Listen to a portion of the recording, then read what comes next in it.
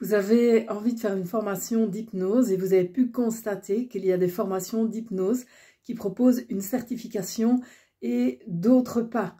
Alors, il n'y a pas besoin d'avoir une certification en hypnose pour pratiquer d'un point de vue purement légal. En effet, si vous vous intéressez à la législation belge à l'heure actuelle, en 2024, eh bien, il n'y a pas de cadre légal par rapport à la pratique de l'hypnose dans le coaching ou dans la thérapie.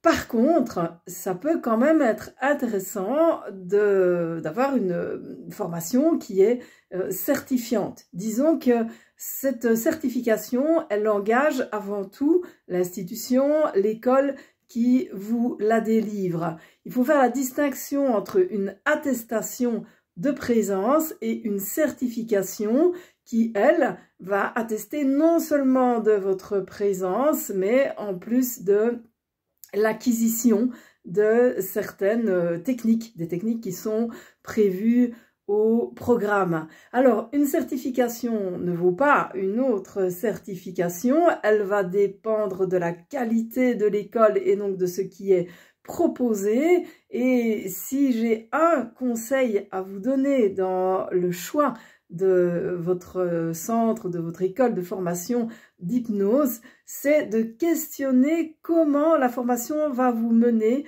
sur une voie d'autonomie, que vous puissiez être autonome dans la pratique de l'hypnose. Si vous recevez un syllabus de 500 pages et 200 protocoles, ce n'est vraiment pas ça qui va vous aider. Ce dont vous avez besoin, c'est d'apprendre vraiment toutes les gammes du langage hypnotique et que vous puissiez l'articuler par vous-même en fonction de la personne que vous rencontrez et en fonction de la thématique qui est travaillée. Et pour ça, vous avez besoin d'outils qui vont vous permettre d'apprendre comment comprendre la personne, comment composer par vous-même votre séance, vos séances. Chaque personne est unique et chaque façon de réaliser une séance est tout à fait unique.